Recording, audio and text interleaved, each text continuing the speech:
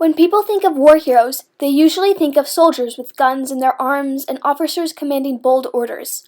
However, it was a quiet mathematician who changed the course of history in more ways than one.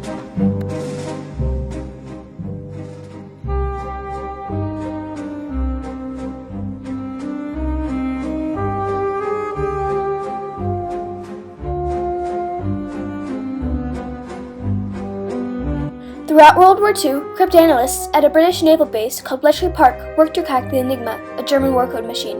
Alan Turing's work with deciphering the Enigma code was essential to the Allied victory in World War II, and not only saved millions of lives, but his achievements in computer science, artificial intelligence, and his influence as a gay icon are still benefiting us today, despite his tragically early death. June 23, 1912, in London, England, Alan Turing was born to Julius Matheson and Ethel Sarah Turing as their second and last child. Even at a young age, Alan showed signs of high intelligence. At age 15, Turing became fascinated by Albert Einstein's work, specifically Einstein's book that he published in 1920, Relativity, the Special and the General Theory. Alan read the book apart from school, since reading such as this was not included in his school curriculum. Turing proceeded to write a notebook demonstrating his complete knowledge and understanding of Einstein's book. Alan Turing also continued to pursue other interests and hobbies in science and math throughout his childhood. 1931, Alan Turing went on to attend King's College, Cambridge to study mathematics. He graduated with a first-class honors degree and got elected for Fellow of King's College at the young age of 22. In 1936, Alan Turing went off to Princeton to further his study in mathematics, where he earned his PhD in 1938.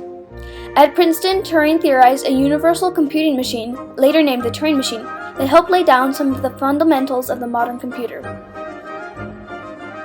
September 3, 1939, Neville Chamberlain announced that Britain had declared war on Germany, 2 days after the invasion of Poland. One of Britain's main obstacles that they faced when entering the war with Germany was the Nazis' U-boats. U-boats were German submarines which wreaked havoc in the Battle of the Atlantic. These submarines posed such a significant threat to Britain that it brought Winston Churchill to say, after the war ended, "The only thing that ever really frightened me during the war was the U-boat peril." The reason for such fear was because U-boats were attacking convoys that were bringing supplies from America to Britain. Having these ships survive their voyages was vital for the Allies to succeed in the war. To ascertain the information regarding where the U-boats would attack next, the Allies would have to crack the Enigma. The Enigma was an electromechanical rotor cipher machine that the Germans used to encrypt messages and orders that were sent out. The Enigma machine had about 15 quintillion possible settings, and every day at midnight the settings would reset. This problem posed a seemingly impossible task for the Allies to solve. As of Britain declaring war on Germany, the government code and cipher school was moved to Bletchley. Conveniently, Bletchley was located on a railroad line between the University of Oxford and the University of Cambridge. This created quick access to many academics who were working as codebreakers. On September 4, 1939, a day after Britain announced that they were at war with Germany, Alan Turing took up a full-time job at Bletchley Park as a cryptanalyst in Hut 8. Turing, along with other cryptanalysts, mathematicians, even people who were simply experts at crossword puzzles, worked to crack the seemingly unbreakable Enigma machine. Before World War II, 3 Polish mathematicians were appointed to decipher an earlier, more simplistic pre-war version of the Enigma cipher. However, in 1938, the Germans started to use a more complicated version of the Enigma, which was more challenging to decode, thus making some of the Polish methods obsolete. Still, their work provided crucial information from the techniques that were used to solve this version of the Enigma. Turing, along with other cryptanalysts who were experts at deciphering coded messages without previous knowledge of the key, worked to crack the Enigma cipher.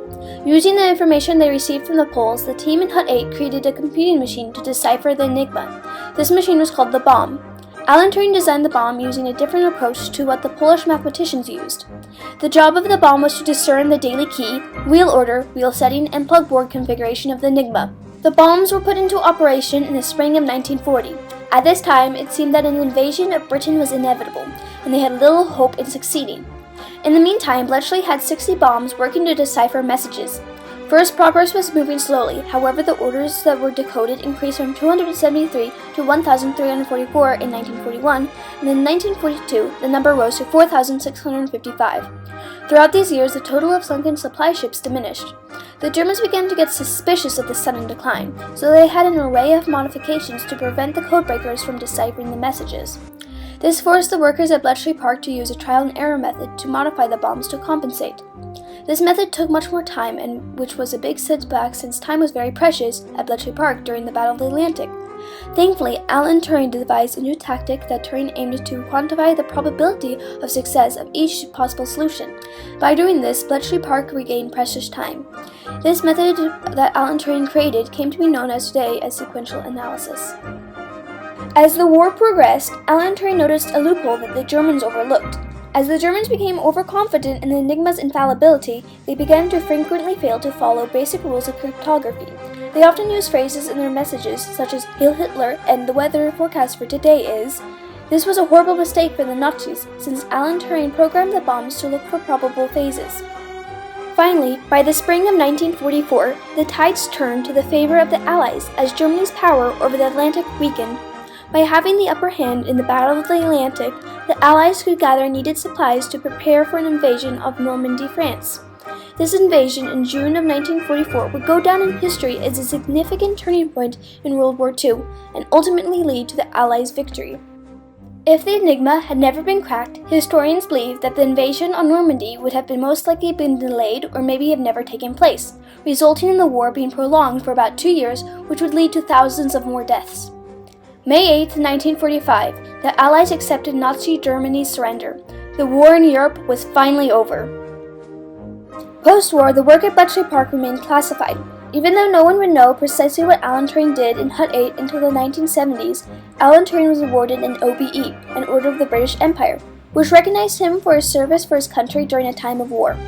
Alan Turing continued to engage in projects such as the Automatic Computing Engine, or ACE, as well as other triumphs in the scientific community following the war, until one horrific event turned up to be detrimental to Turing's work and life.